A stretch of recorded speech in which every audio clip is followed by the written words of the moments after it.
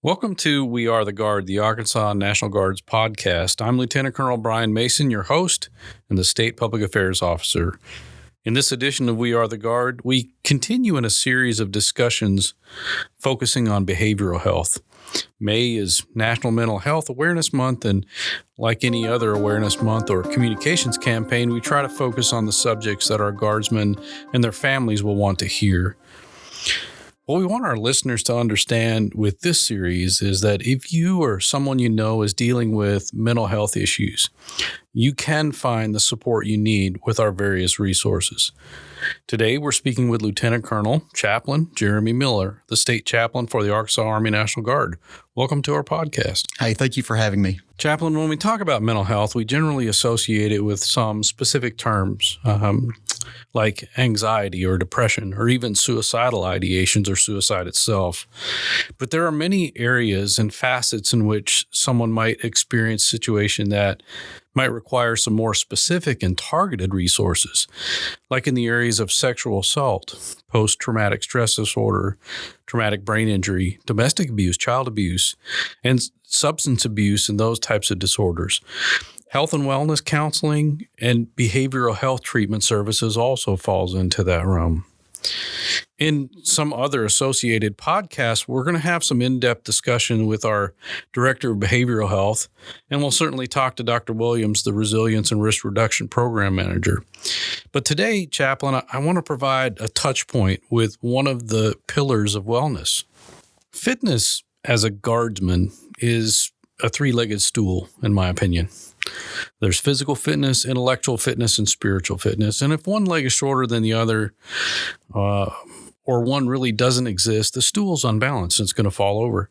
The physical is just that, being physically healthy and physically fit and strong. Being mentally fit is more of a matter of applying your education, continuing to learn and grow. And then being spiritually fit really encompasses things like emotions and social connections, family connections, and so much more. What does spiritual wellness mean, Chaplain?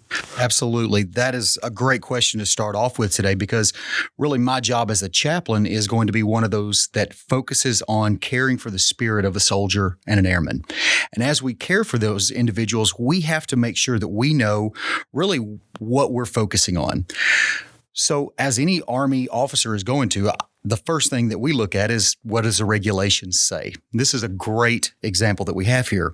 FM 7-22, Holistic Health and Fitness, actually gives us a phenomenal definition. I just want to read it for you today, and this will be the only thing that I read in a canned way. Everything else is just a conversation here.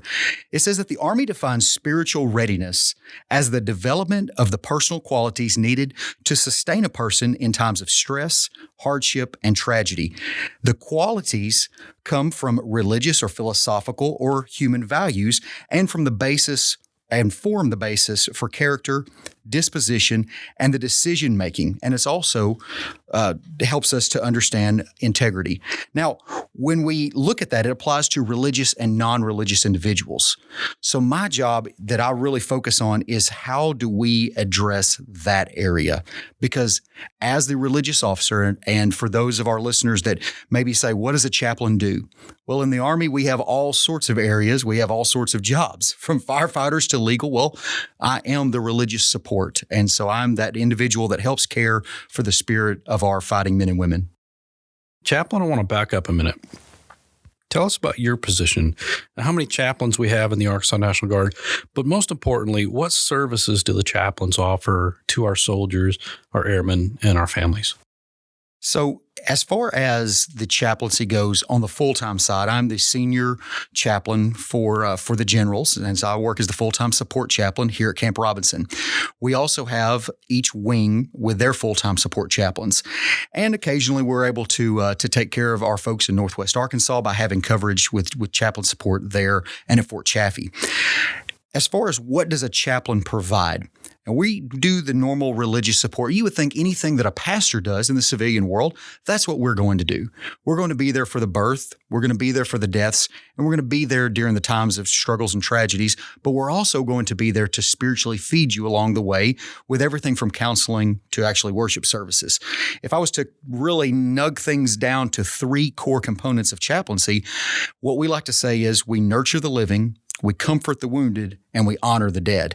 Now, in that, you can pack so many things. We nurture the living through our worship services, making sure that we provide for everyone to have the free exercise of religion. But then we also comfort the wounded. There are times whenever soldiers and airmen, whether they're religious or not, just need someone that they can confidentially come to. And that term confidentiality is very key with us, because everything that a soldier or airman brings is 100% protected communication. They can unburden themselves, they can talk to us and begin to heal from the wounds of whatever they're facing in life. And then the last thing is honor the dead. We want to be there to honor those that we've lost along the way. We want to be there to bury and to make sure that we, like I said, honor those individuals that are no longer with us. Support the family and friends. Support the family and friends along the way. That's right. Chaplain, I heard you say whether they're religious or not. Spiritual fitness and wellness doesn't mean that you're connected specifically with a religion per se. I guess it most certainly could be, but does it also refer to finding meaning and purpose in life? I mean, aren't we really trying to foster a sense of hope? That's really what we are talking about here. There's a lot of times where people lose hope. That's one reason why they make poor decisions. That's one reason why they invest themselves in certain directions for so long. And we want to make sure that we're pointing people to where they're finding hope from. Now, for me, I have a faith tradition that I'm a part of. It actually matches up with a lot of individuals across Arkansas. Well, we also have chaplains that we recruit to make sure that we have a large plurality, a large amount of soldiers and airmen that are covered by our religious support teams. But we also know that there are soldiers and airmen in our ranks that have no religious preference whatsoever. Well, we are still that individual who is going to care for their souls, because they have to find meaning. They have to find hope to keep going in certain times. And that may not have a basis in religion. It may have a basis in family traditions or other items in their life. We want to be there for them so that they have someone to care for them. So if I'm a soldier or an airman who might lean atheistic, I may not necessarily approach a chaplain. There's a stigma there. Should there be? No, there's never going to be a stigma there. It's to be the same thing as someone who cares for the body in a medical sort of way. If I say, well, listen, they're primarily in this other area, and maybe I believe in a holistic health. Maybe I'm a person who believes more natural medicine. Well, that doesn't mean that in a certain case that I can't get good, sound direction, good, sound help from someone who has this background. And so the same thing is this. I have conversations daily with individuals who do not practice, number one, the same faith that I practice, or number two, a faith at all. And yet we still find common ground in the fact that we are in the military. We find common ground in our natural struggles. We find common ground on everything. I mean, it could be the same types of trucks, the same types of things that we enjoy. Sometimes that we can rejoice over certain victories or certain failures. And as all Arkansans, we have our hopes and dreams rise and fall on the how good the Hogs or the ASU Wolves are doing. Thanks for bringing that in. Oh, you're welcome. Well, Chaplain, as you well know, I'm originally from Minnesota, big Vikings fan. What if I were to tell you I was of the Norse religion and I wanted to grow a beard? Could I do that? We do. We have policies for that because everybody has a religious accommodation that they can make. And we are going to have those. So I kind of look at that question and would answer it simply in this way. If a soldier, an airman comes to us and says, I have a sincerely held religious belief, we have a process to be able to try to meet that need. Now, there's going to be lots of levels. They may say, I need my food in a certain way. They need a halal meal. Well, we want to be able to provide that for them. They need a kosher meal.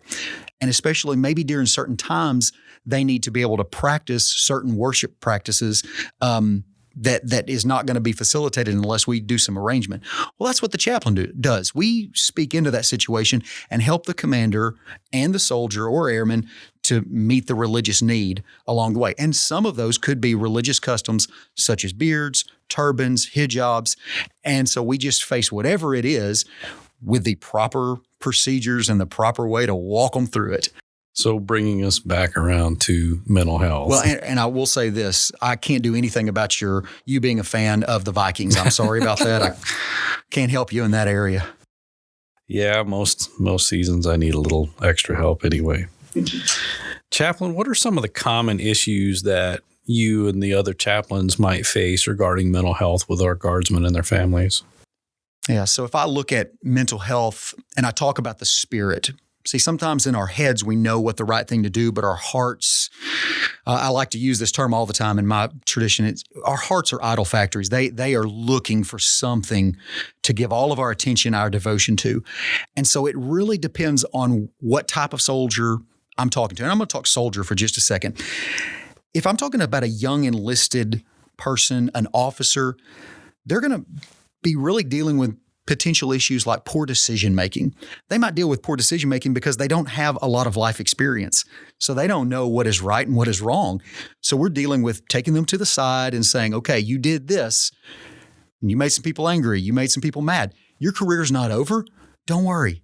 And helping to build them back up to make better decisions because they don't have that experience. We also have to talk with them about how to deal with stress.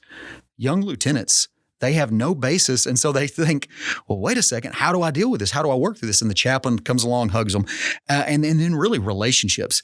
If I'm dealing with mid-grade officers, maybe some folks in that 10-year mark, middle of their career, we're talking about, are you still committed as you were at first? Because there's that crisis of conscience. Should I stay? Should I go? And they're not really sure. Do they still believe and have that purpose that we talk about all the time?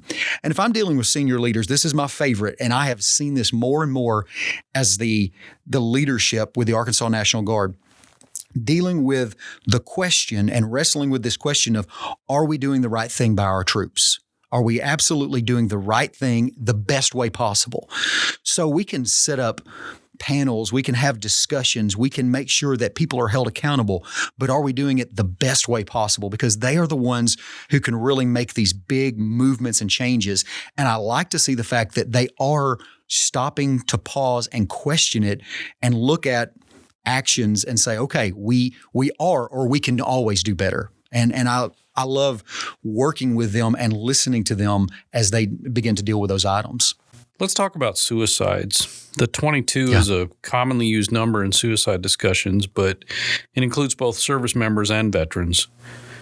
When we focus on just us here in Arkansas, and we are a microcosm of society, we've experienced those tragedies in the Arkansas National Guard. And we're a very close-knit family here. So when it does occur, we mourn those losses. And we always try to answer the why questions. What are some of the reasons why a soldier or an airman would take their own life? I have wrestled with that almost my entire career. And to the point of I have been on the receiving end of a phone call to a young man getting out of treatment, promising that he was okay, and being the last person that spoke to him before he took his life. I've been on the receiving end of a phone call from a chaplain who said, I have to resign my commission. And I said, why? And it was because he had dealt with this issue so long that he could no longer serve because it just took everything out of him. And so to really answer this question, you got to separate out two things to really have the conversation. We talk about veterans and we talk about service members. So let's talk about service members right now, currently serving. And let's talk just Arkansas National Guard. Well, if we were to deal with that day to day, no, we don't deal, thankfully. I feel we are blessed, but we are not dealing with 22 veterans a day. If you look at the larger military around the world for the United States military, we can lose a lot of soldiers, a lot of airmen, a lot of Marines that are struggling. And maybe they're not making the decision to take their life, but they're making very poor life decisions that are going to get them out of the service. And so they're really creating some sort of suicide, if you will, with their careers, with their families. They're ending things permanently. And so while we don't see 22 a day on that side of things, where I am really concerned is on the veteran community side. So if we look at that first part of the veterans, we see a lot of individuals who have stepped out of the ranks, taken off the uniform, and they have lost connection. And this year alone, I can say that while we have not lost certain numbers of current service members, we have sadly buried a lot of veterans who have taken their own lives. And as they've done that, you ask the question, why? We always struggle with the why. And this put my life on a trajectory that I wanted to answer that question, and I wanted to answer it for the Arkansas National Guard. So I took a study. I took every serious incident report, every 15-6 investigation, every interview that I possibly could. When I knew that a soldier was struggling, when I knew that a soldier had taken their life, an airman had taken their life, I wanted to get all of that data in. And so in 2018, in 2019, I took all of that data. I say 2017 and 2018. I took all of that data and I put it on a big, almost like a threat matrix. It was a large radar chart and said, which direction does the information pull itself? Where are we having stressors? Now, 2020, we dealt with a lot of isolation and problems from that. Prior to 2020, I could tell you that there wasn't a single case of isolation-related suicide. Someone was alone, had no friends, and they took their life. However, I can say this, that after dealing with all this, I can boil it down to about 4 areas that I now counsel people on. I talk about addressing idol worship. What is that thing that if it was taken from you right now, you would die without it? You would be less of a human being. You feel like your life is over, and possibly you would be willing to lie, cheat, and steal to get that thing back. Because if that's the case, that's an idol in your life, and it's dictating everything about you. You know, people make identities for themselves through work, through other people, through things, through sometimes their own families. They've created this world, and when that world comes crashing down, that's whenever they feel like, okay, now I'm constricted. Now I can't have the same life. And so this life has to end permanently. There's other times where I talk about letting go of depression. Now, here I need to be very clear. I never tell someone, stop taking medication, stop being under the treatment of a doctor. In fact, some of my best friends are those individuals in our ranks who help service members who are struggling. But what I do talk about is you need to stop believing that your current state needs to be your end state. We want to end life because we feel like nothing is ever going to change. Like the weather in Arkansas, it changes daily. And if we're depressed, it may be a hard day. It may be a hard life. It may be a hard season. But listen, life is not always going to be this way. And sometimes you just got to struggle alongside someone and help them to be able to see that it's not always going to be this way. So you can let go of thinking that depression is never ending. And then you got things like learning that you have options. I studied this and found that the data pulled itself in so many directions. But one of those particular ones was people making knee-jerk reactions. We always hear this, you make a permanent solution to a temporary problem. Well, that is the case. I coach, and you mentioned this at the very beginning, you talk about that 3-legged stool. Well, I coach fitness. I teach teenagers. And one of my favorite things that teenagers ever tell me is, but it hurts. Whenever I'm talking to them, I say, yes, it's supposed to hurt. Because if you're doing something now that hurts, if you're willing to do hard work, understand that hard work pays off, but at the same time, that hard work is going to teach you how to deal with hard times. And that's what we need to be able to do. We need to talk about how to deal with hard times as opposed to trying to escape the immediate pain of the situation. The last thing that I talk about is setting right relationships. So often we have certain people in our lives that are just toxic. Sometimes in certain situations, you and I can be toxic, maybe even towards each other. And so if that's the case, then we've got to be able to understand, how do I set a relationship right? How do I do the right things? How do I say the right things? One of the biggest things that chaplains do these days is relationship skill training. We teach couples. We take individuals from across the spectrum of the military, and we bring them together on weekend events or small unit-led events, and we teach them, we call it strong bonds, and we want to teach them about what right relationships look like. Now, as a chaplain, I noticed that all of the data pulled itself in one other direction, that people felt like they were in this alone. So as a chaplain, as a man of faith, I tell people, listen, if you're so inclined, if you're so willing, I want you to realize that you're not in this alone. You can connect your worship with God. You can connect with God to be able to help you through whatever this situation is, because even whenever I'm not standing in the room, you can go before God in prayer. And so we have those types of conversations. Now, going back to what we mentioned earlier, there are those who say, these things are going to help me, but I'm not religious. Well, then that's okay. I still want to put this out there. You pick it up, great. And if you don't, still great. I want to see you get through to tomorrow because I care for you. I love you. And that's the purpose of really what we do as chaplains. Can we talk about coping mechanisms for a minute? We know that alcohol and drugs don't work. Connections are important, as are good behaviors and habits. Are there any other good things that we might need to seek out to help us through some of life's rough patches? One of the most amazing things that I saw was a statistic that generally holds true year in and year out. The Spark Conference back in 2017 actually published this data. It showed that people who were struggling needed to be able to find a community. They needed to have a group. Now, that as a larger idea was saying connecting them in worship with their faith tradition, their faith background. But understand that if we're going to truly see somebody that can have some positive coping mechanisms, number one is that they are taking the time to invest in people. This is one of the core components that we as chaplains are trying to really stress these days. We want you to invest in people, because if you're serving, you're not living to be served. That's a positive coping mechanism that you are spending time investing in other people. We talk about connecting people in spirit. So what are the things that we share as individuals? As we're connecting, we're going to have some common ground. Well, let's celebrate the things that we have common ground on. And then the last one is cultivating community. I have got to understand that the Guard is a family. Whenever we lose someone, we mourn as a family. Whenever we have victories, we celebrate as a family.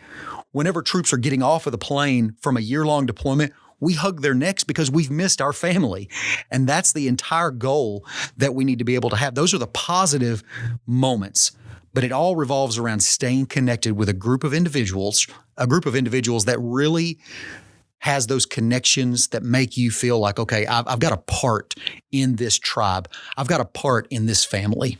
So for a short period in 2020, when COVID-19 essentially shut down a lot of what we normally do, we lost some connections. How do we regain those?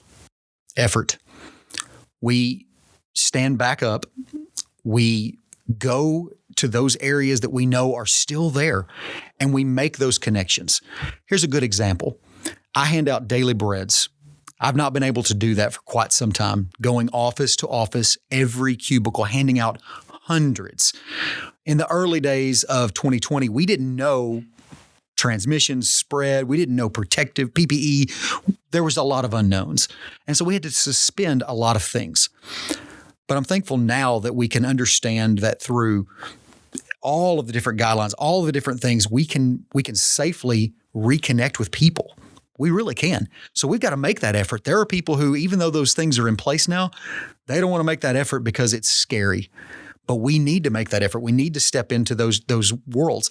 In fact, I told someone just today, I will see you in 2 weeks to hand out the new daily breads. I'll be walking around to your office and I'm going to put one on your desk. They said, you'll come by? Yes, because I've got to make that effort to do it. I have to now break what has become a new normal. We've always used that word in 2020, the new normal. Well, sometimes you've got to break that mold and make a new normal. And so we've got to return to making an effort. I guess I never really thought about it this way, but on occasion when I see my kids get ready to go somewhere, I ask them, what are you doing? Where are you going? It's friend maintenance. Sometimes it's family maintenance for me. Starting to use that terminology myself. And so I guess I never really put that together, but it's really necessary to stay connected, maintain those helpful relationships, hunting the good stuff, so to speak. I like it, hunting the good stuff. And it is because you got to find it. And here's the way that I think it happens so often. We got to hunt the good stuff, but it's like playing hide and seek with a parent whenever you're a 3-year-old child. If I'm hiding behind a curtain, I stick my foot out. It's not hard. I just got to look for it. And, the child has got to look for it. I've got 5 kids. And so one of them has got to look for it. We've played a lot of hide and seek in my home as they grew up, but I've got to make it a little bit easier for them. See, so many people think that hunting that good stuff is going to be hard. It's going to be tough. It's going to be exhausting. It's not that hard. And it is absolutely rewarding.